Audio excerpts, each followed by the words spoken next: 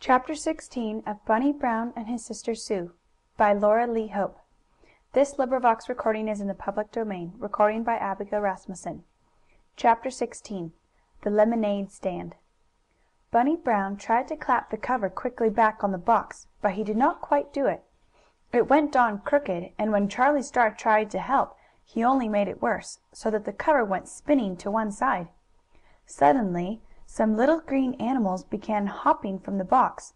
Out they hopped, and then they began jumping in all directions among the little boys and girls. "Oh! Oh! Oh!" screamed the girls, as they started to run. Some of the boys, the smaller ones, also ran, but they did not scream. Bunny Brown and Charlie Star were the only boys who did not run. "Oh, Bunny, what is it? What are they?" cried Sue, looking over her shoulder as she ran toward the house. "It's snakes, and I saw 'em, big green snakes," insisted Sadie West. "Oh, what a mean boy George is, to scare us so!" said Helen. Then Bunny Brown laughed, and so did Charlie. Hearing this, the girls stopped screaming, and the boys stopped running. "What is it?" asked Sue again. "Did they bite you, Bunny?" "Nope," he answered, still laughing. "They can't bite me." "Why not?" his sister wanted to know. "'Cause they're only frogs. They won't hurt anybody." And that is what was in the box that George had tossed over the fence into the midst of the party guests. A box of green frogs that he had caught at the mill pond. George wanted to scare Bunny and Sue for not asking him to their dog's party. But the little scare was soon over, and the children only laughed at the frogs. The green hoppers jumped this way and that through the grass, and Bunny and his friends did not try to catch them. "They're looking for water," Bunny said. Splash saw that something queer was going on, and he ran up to see what it was. He barked at some of the frogs as they hopped through the grass, but did not try to bite them. "And to think George fooled us with frogs!" laughed Charlie. "When I see him I'll tell him we just like frogs, and they don't scare us a bit." "I thought they were snakes at first," Sue said. "That's why I ran away." "It was not a very nice trick," said Aunt Lu, "but still it did no harm. Now for another game, and I think there are a few more tarts left." "Oh, goodie!" cried the children. There were enough tarts for each one to have another, and when they had been passed around, after a lively game of puss in the corner, the party was over.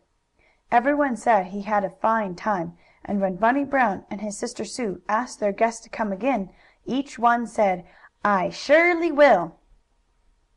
"I guess everybody would be glad to come to another party like it," said Sadie West to Helen Newton, as they walked home together. "I'm sure of it," answered Helen. "And wasn't Splash nice?" "Yes, he's a lovely dog. I wish I had one I could have a party for." "You could give a party for your cat some day," said Helen. "Oh, so I could. And I will, too. Maybe next week. I wish Sue's Aunt Lu would make some tarts for me." "Maybe she will." "I wonder if it would be polite to ask her?" inquired Sadie. "I'll speak to Mother about it." "Well, did you like your party, Splash?" asked Bunny, as he patted the shaggy dog on the head, when all the little guests had gone. Splash did not say anything, of course, but he wagged his tail and walked over to where he had buried the bone Sadie had brought him. So I guess Splash did like the party as much as did the children, and he had several good things to eat, which, after all, is what most parties are for. One day Aunt Lu read a story from a magazine to Bunny and Sue. It told about some boys who, on a warm day, set up a lemonade stand under a shady tree in front of their house, and sold lemonade at a penny a glass. The money they made they sent to a church society that took poor children out of the hot city to the cool country for a week or so. Sue noticed that Bunny was very quiet after Aunt Lu had read the story, and as the two children went out into the yard, the little girl asked: "What are you thinking about, Bunny?" "Lemonade," he answered. "Were you thinking you'd like some? 'Cause I would." "Well, I would like some to drink," Bunny admitted, "but I was thinking we could make a stand, and sell lemonade ourselves. I could fix up a box for a stand, and I could squeeze the lemons." "I'd put the sugar in," Sue said. She was always willing to help. But where would we get the ice and the lemons and the sugar?" "Oh, Mother would give them to us. I'm going to ask her." "And what would you do with the money, Bunny?" The little fellow thought for a minute. There was in his town no church society, such as Aunt Lu had read about. The money made from selling lemonade must go to the poor. Bunny was sure of that. All at once his eyes grew bright. "We could give all the money to old Mrs. Hollyhock," he said. "She is terribly poor." Old Miss Hollyhock, as she was called, was an aged woman who lived in a little house down near the fish dock. Her husband had been a soldier, and when he died the old lady was given money from the government. A pension, it was called.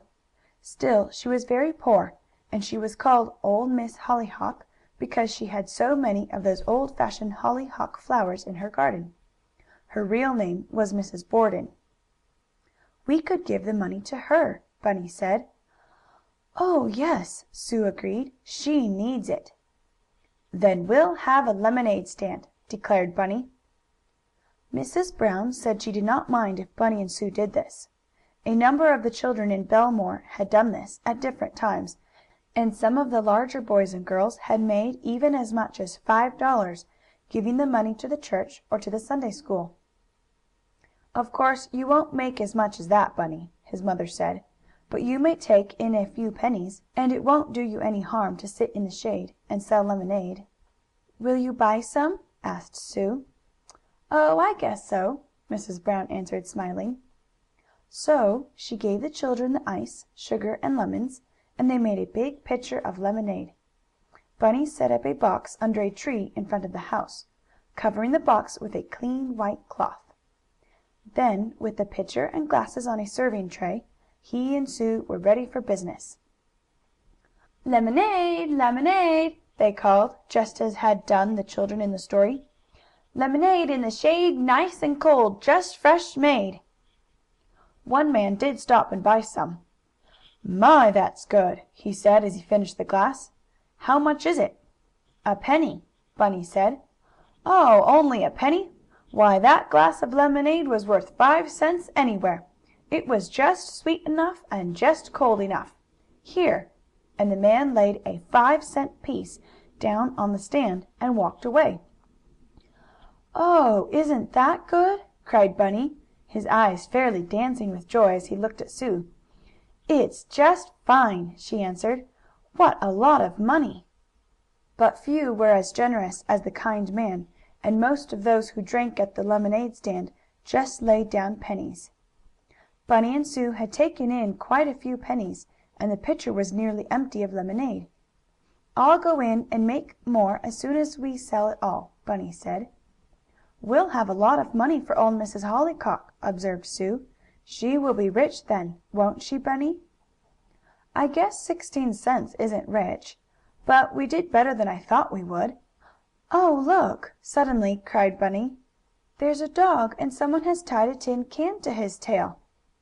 Down the street, yelping and barking, came a small yellow dog, and bounding after him, bumping about and scaring him, was a big, empty tin can, tied to the dog's tail. "Oh, Bunny!" cried Sue. "He's coming right here! He'll upset our lemonade stand." "That's what he will," Bunny agreed. "Hi there! Stop! Go the other way! Shoo!" he cried, waving his arms at the dog, while Sue took up the nearly empty lemonade pitcher. On came the frightened dog, straight for the stand and the two children. Chapter 17.